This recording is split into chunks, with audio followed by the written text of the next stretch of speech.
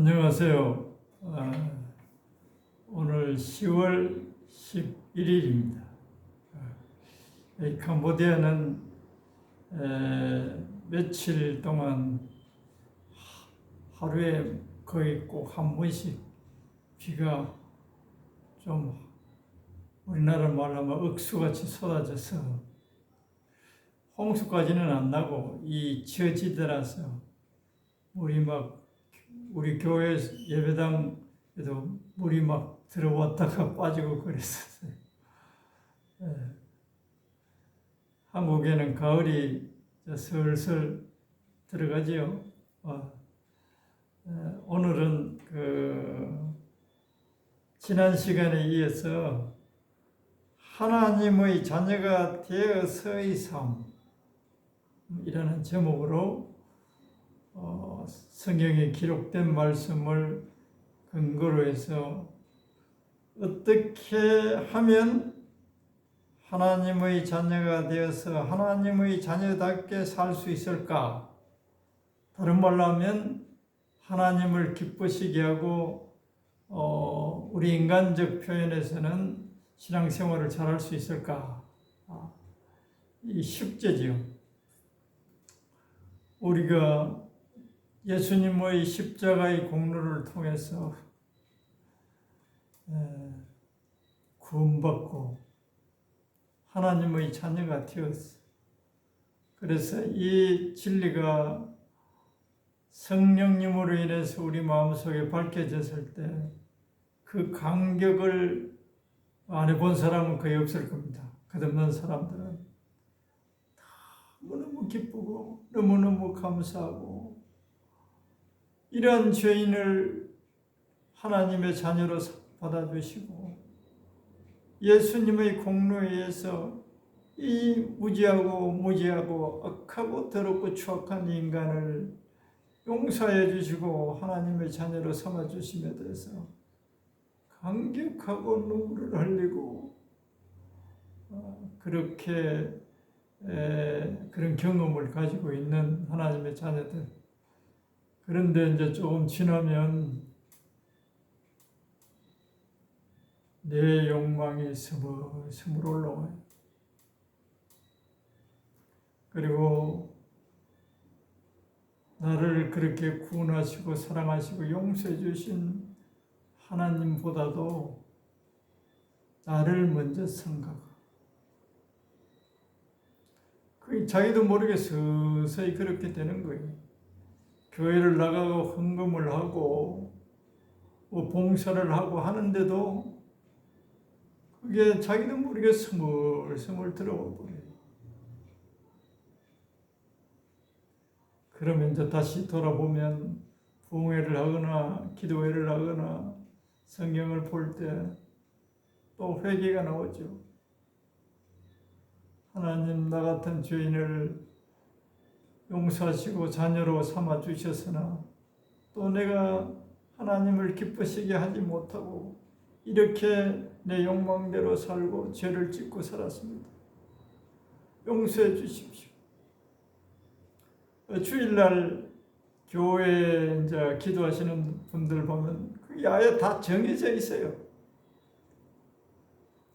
그게 그 교회고 또 그 교회 성도들의 영적 수준을 그 기도 대표 기도에서 다 나와요. 거의 교회에서 대표 기도 내용이 그렇습니다.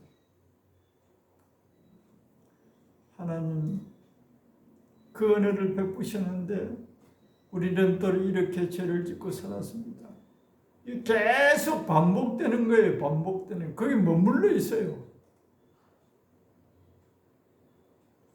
아예 이렇게 신앙생활을 하는 것이 정상인 것처럼 그렇게 굳어져 있는 교회들이 너무 많아요. 개인도 그렇고.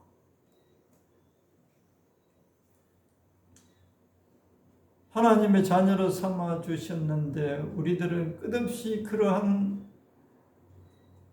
다른 말로 하면 비굴한 하나님 앞에서 비굴한 기쁨과 찬양과 감격이 없고 용서해주고 하나님의 자녀 삼아줬는데도 여전히 이렇게 살고 있다고 엎드려. 그게 겸손도 아니에요. 겸손도 아니에요. 그게 왜 그러냐? 저도 많은 세월 동안에 사역하고 오늘날 다시 이제 하나님께서 깨닫게 해주시고 또 여러 앞서간 목사님들의 말씀을 듣는 가운데 이게 정리가 되는 것 같아요. 그 단계의 신앙을 뛰어넘은 목회자가 별로 없어. 그래, 그 수준에 다 머물러 있는 거예요. 예수님이 우리를 위하여 죽으시고 하나님의 자녀 삼아 주셨고 우리를 사랑하신다. 그런데 우리는 여전히 이렇게 죄를 짓고 세상에 짝하고 살고 있는 상태다. 이 테두리 안에 딱 갇혀 있어요. 어쩔 수 없는 죄인이다. 그런데 하나님께서는 우리들을 향한 계획이 그렇지 않아요. 또 성경을 나름대로 읽고 연구해도 거의 그런 틀 속에 갇힐 수밖에 없는 이해를 하게 돼요.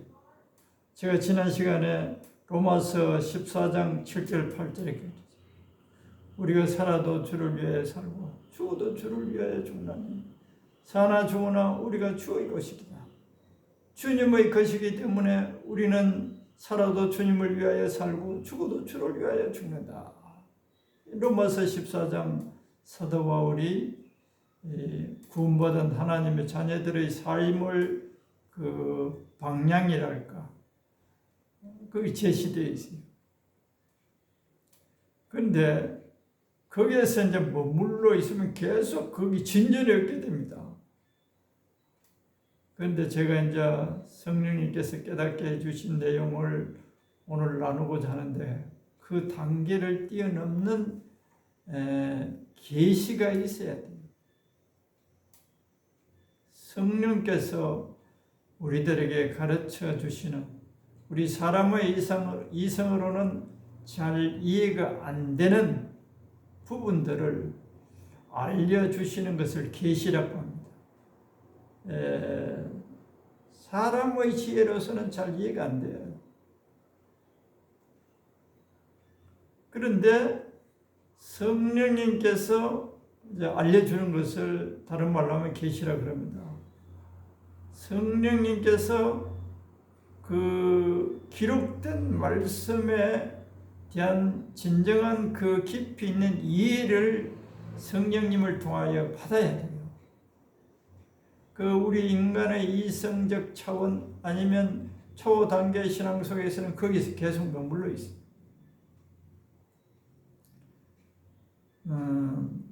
성경을 신구약을 이렇게 이제 앞뒤로 읽고 이런 구절들을 보고 묵상하고 생각하면 그게 거의 고착되어 있을 수밖에 없어요. 그런데 성령님께서 이렇게 하나님의 세계를 하나님의 뜻을 더욱 알기를 앙망하고 바라보는 자들에게 더 높은 단계로서의 계시를 해 주시는 것 같아요. 뭐냐 하면 우리들이 잘 아는 고린도전서 15장 10절에 보면 사도 바울이 그 고백하지요. 내가 다른 사도들보다 더 많이 수고하였으나 내가 한 것이 아니요 오직 나와 함께 하신 하나님의 은혜로라.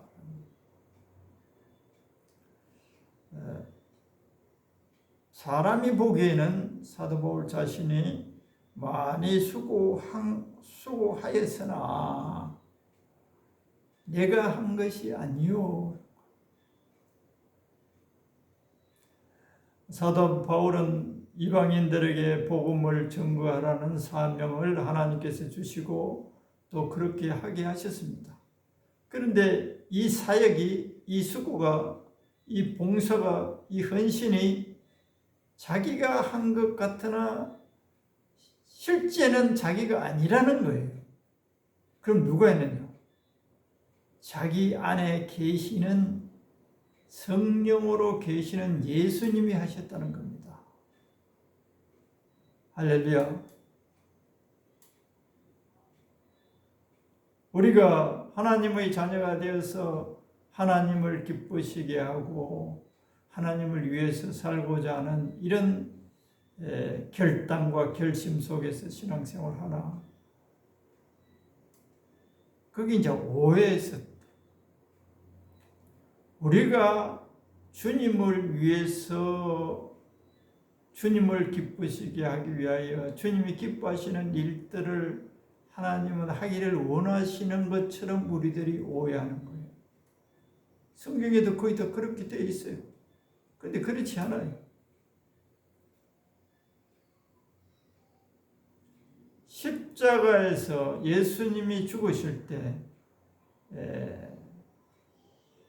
타락한 본성을 가지고 태어난 영어로 말하면 심플 네처, 죄의 본성을 가진 내가 십자가에서 예수님과 함께 죽었다는 사실, 그냥 예수님이 나를, 죄인을 용서받기 위해서 죄값을 치러 주신 우리를 위한 십자가가 이기도 하지만 거기에 더 크고 큰 의미인 십자가에서 일어난 일들에 대한 성령님에 의한 깊은 깨달음과 이해가 있어야 돼요.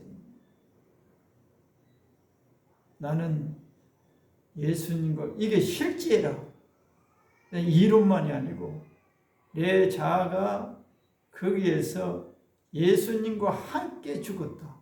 예수님이 모든 죄인을 품에 안고 죽었다. 그리고 죽으시고 나도 함께 예수님과 살아났다. 그래서 보라, 내가 새롭게 되었도다. 고린도전서 1장에 그렇게 나오죠. 그래서 실제적으로 내가 새로운 사람이에요. 과거에 나는 죽어버렸어요. 십자가에서 죽었어요. 율법의 의무를 지고서 이 세상에 살던 나는 예수님과 함께 십자가에서 죽어버렸어요. 죽었으니까 그 어떤 추궁도 뭐 할 거 없어요. 처벌 받아버린 거예요. 형벌 받아버린 거예요. 그런데 예수님께서 나를, 예수님 부활하심과 함께 내가 속사람으로 다시 부활된 거예요. 이게 피상적으로 알고 있는 사람들 많습니다. 근데 이게 실제적으로 일어났다는 것에 대한 성령님의 계시가 있어야만 이것이 믿어지고 깨달아지는 거예요. 그게 이제 실제화 되는 게 자기 내면 속에서. 그래서 타락한 내 자아가 죽지 않고, 십자가에서 죽지 않고 그대로 나라는 것을 내가 늘 의식하고 있으면 여전히 나는 끝없는 좌절과 되풀이 되는 이 회개 속에 살게 되었어요. 십자가에서 예수님과 함께 내가 죽어버렸다. 실제다, 그게. 그리고 내가 하나님의 영으로 다시금 재창조하기 위한 새 생명으로 부활했다. 내 속사람. 이걸 믿어야 돼. 그래서 이제 우리가 잘 알고 있는 갈라디아서 2장 20절 말씀 있죠. 내가 그리스도와 함께 십자가에 못 박혔나니 이제 내가 사는 것은 내가 아니요 내 안에 그리스도께서 사신 것이라. 이제 내가 사는 것은 나를 위하여 죽으신 그 예수님을 믿는 믿음으로 산다. 이제 깊은 의미가 있는데 이거는 우리는 요절로 암송 많이 잘하고 있습니다. 그런데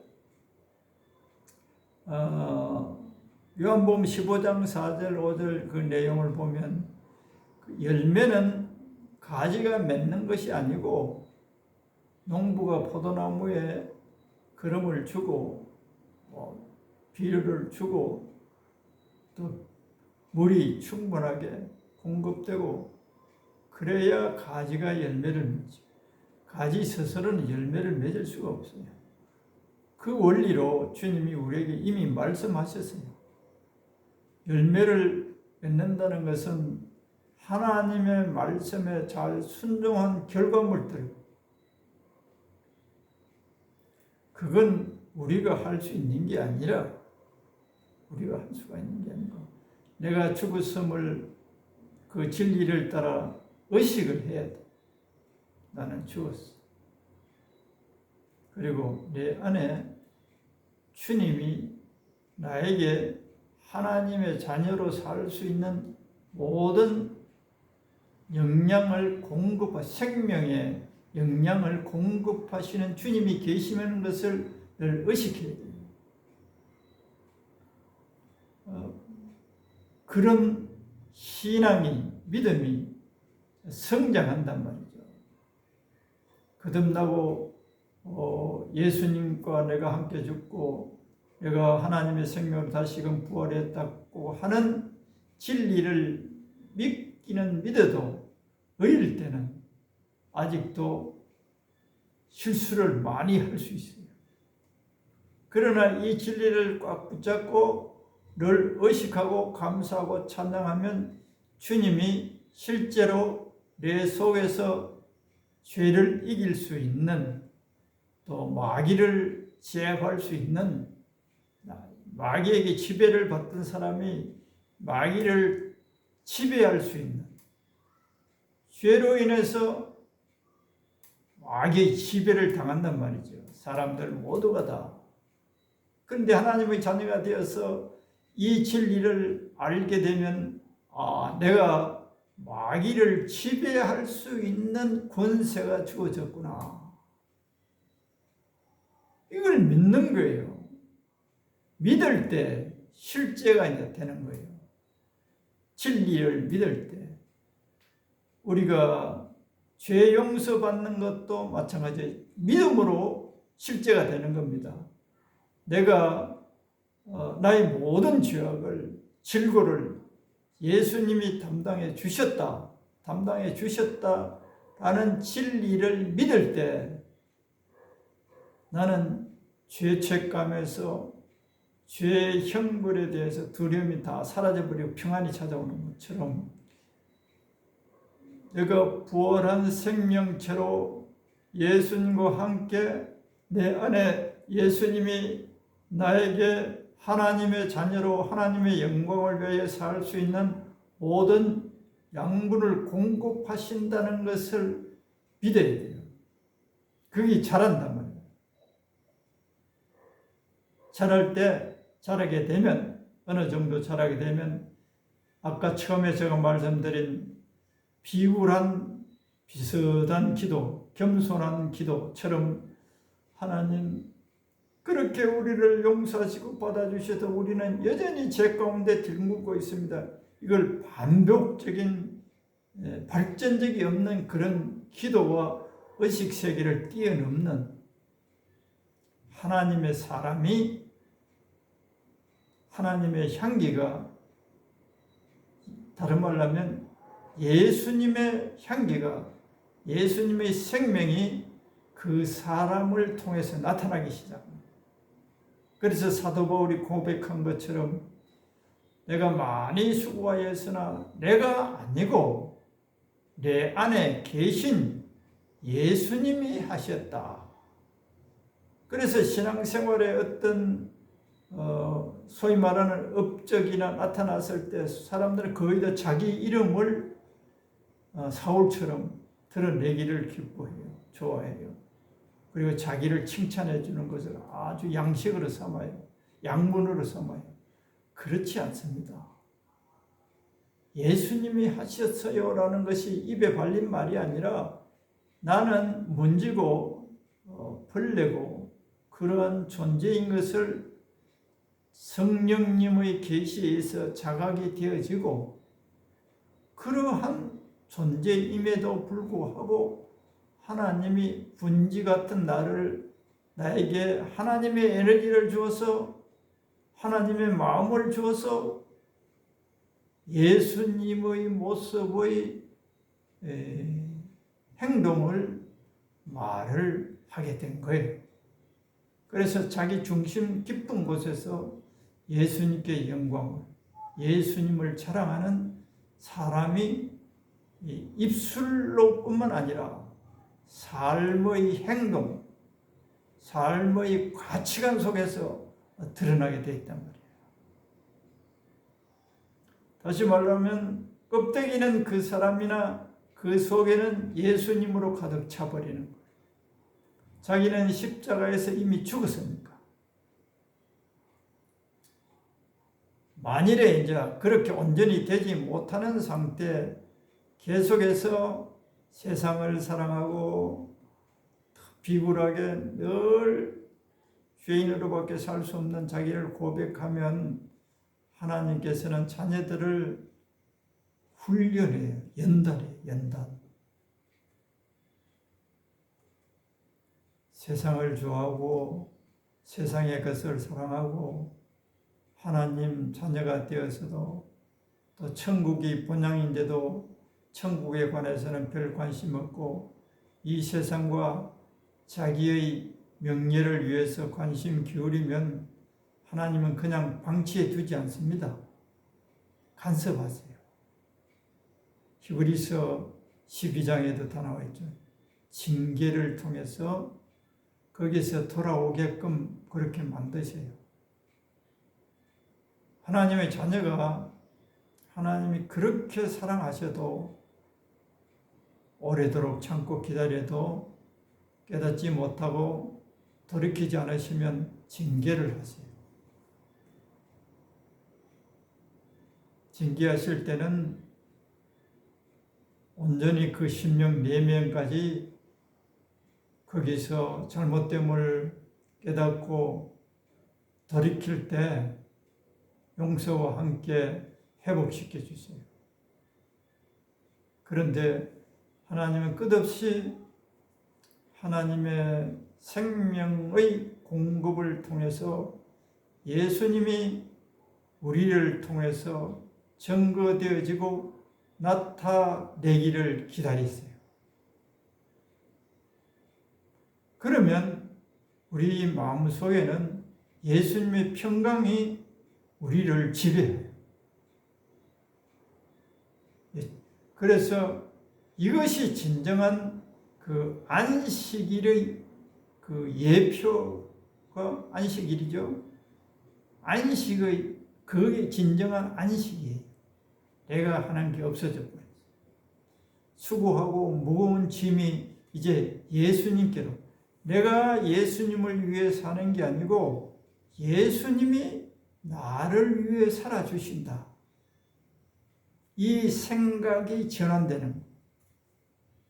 나를 구원해 주셨으니 내가 예수님을 위해서 살아야지. 이를 악무고 결심하고 눈물을 흘리며 회개하고 돌이켜도 또 여전히 되어버린단 말이에요. 그런데 예수님은 그런 생각에서, 그런 사고방식에서 그 굳어져 있는 틀을 깨기를 원하세요. 내가 너를 위해서 살기 위해서 내가 십자가를 지고 부활하였고, 너도 나와 함께 죽었고, 너도 이제 나와 함께 새 생명, 부활한 생명이 내 속에 있고, 그래서 이 새 생명은 나를 통해서 나를 섬기도록 그렇게 계획한 프로그램을 이해하고 그 짐에서 로연하기를, 해방되기를 주님은 바라십니다. 이걸 모르면 끝없이 주님을 위해서 살아야 되겠는데 사라지지 않으니까 늘 낙심하고 좌절한 기도, 해방될 수 있어요. 주님이 오늘 또 저를 통하여 놀라우신 하나님의 주님의 일들을 이루셨음을 감사합니다. 한 주간도 저를 사용하여서 우리들의 영광, 주님의 영광을 드러내는 삶을 살게 하신 것을 찬양드립니다. 이렇게 기도가 바뀌어져야 돼요. 그냥 입술의 기도가 아니라 내 의식 속에서 내가 알 수 없는 것을, 내가 이길 수 없는 것을, 내가 할 수 없었던 것을, 내가 그렇게 인색하였던 내가, 그렇게 내가 융통성이 없던 내가, 월요일 날은 그렇게 하게 하신 주님을 찬양합니다. 화요일 날은 그 사람을 용서할 수 있는 마음을 주어서 용서하게 하시니 감사합니다. 수요일은 그 어려운 환경 속에서도 낙담하지 않고 주님만을 바라보게 하셔서 주님을 바라볼 때 주님께서 내 안에서 행하게 하심을 감사합니다. 이 찬송이, 이런 기도가 하나님께 드려지기를 기대하세요. 근데 이 기도, 이 단계, 이 카테고리 안에 딱 있다면 내가 주님을 위하여 살아야 된다. 안 살아지니까. 그런데 그게 아니고 주님이 내 안에서 하나님을 위해서 살게 하십니다. 그러면 얼마나 감사합니다. 죄인을 용서하셔서 뿐만 아니라 하나님의 자녀가 되어서 하나님의 자녀로의 삶을 제대로 살지 못하고 찔찔 짜고 늘 울고 늘 낙담하는 나에게 얘야, 내가 너를 대신해서 살아주겠다. 나를 믿어라. 나를 붙잡아라. 포도나무 가지는 붙잡고 있으면, 연결되어 있으면 열매는 저절로 맺힌다. 주님이 신앙생활을 하나님을 잘 섬기고 하나님을 잘 사랑할 수 있도록 해 주시는 거예요.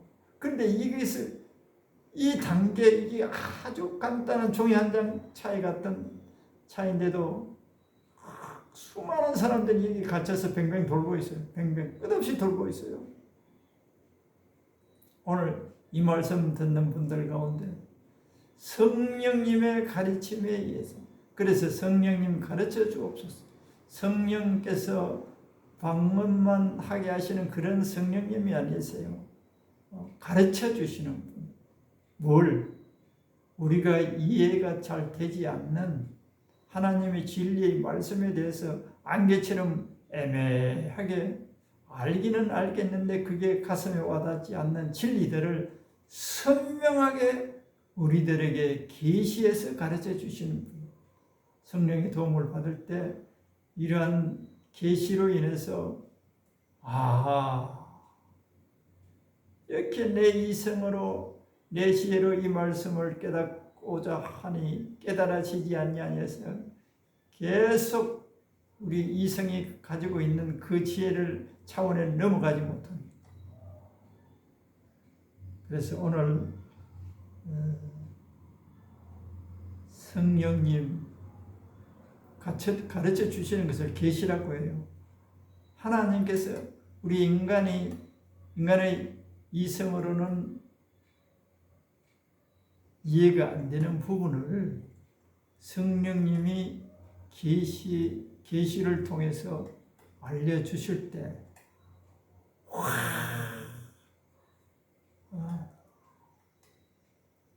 초롱불 밑에 있다가 전등불 켜지는 것 같이 진리가 확실하게 그 사람의 마음속에 비춰져서 분명한 말씀 위에 서는 은혜가 되어집니다. 하나님의 자녀가 되어서 어떻게 살기를 원하시는지에 대한 말씀을 오늘 나눴는데 성령님께서 오늘 증거한 말씀에 의해서 듣는 분들에게 은혜가 되기를 축원합니다. 감사합니다.